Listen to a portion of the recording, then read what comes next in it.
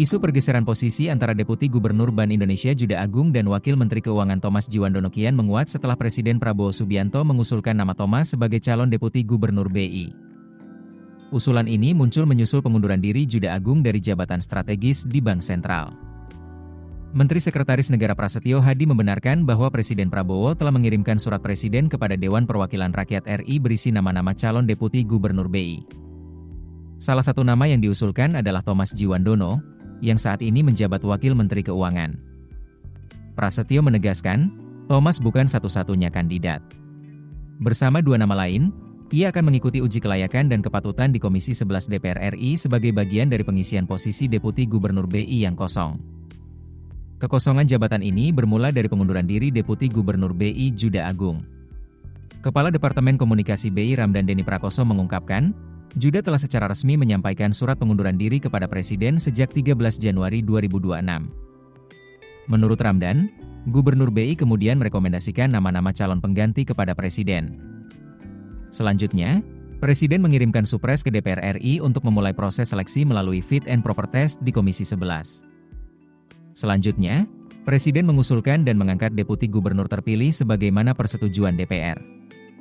Proses ini telah sesuai dengan Pasal 41, Pasal 48, dan Pasal 50 Undang-Undang Bank Indonesia sebagaimana terakhir diubah melalui Undang-Undang Nomor 3 Tahun 2023 tentang pengembangan dan penguatan sektor keuangan. Ketua Komisi 11 DPR RI Muhammad Misbahun menyebut, ada 3 nama yang diusulkan Presiden Prabowo sebagai calon Deputi Gubernur BI, yakni Thomas Djiwandono, Diki Kartikoyono, dan Solikin M. Juhro. Ia mengatakan, ketiga calon tersebut akan menjalani uji kelayakan dan kepatutan.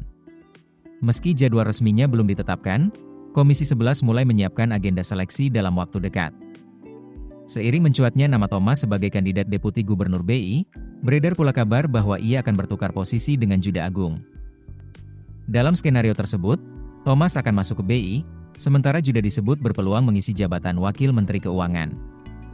Menteri Keuangan Purbaya Yudi Sadewa mengaku mendengar kabar tersebut, meski belum ada keputusan resmi. Ia mengaku akan bertemu langsung dengan Juda Agung untuk memastikan rencana tersebut.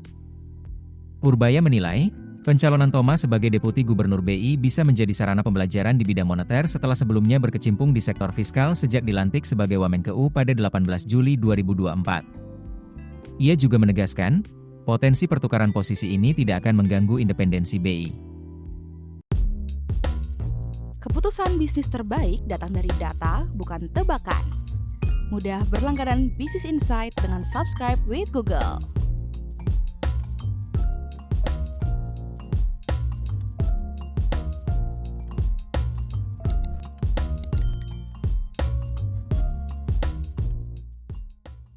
Download aplikasi Kontan sekarang di App Store atau Play Store.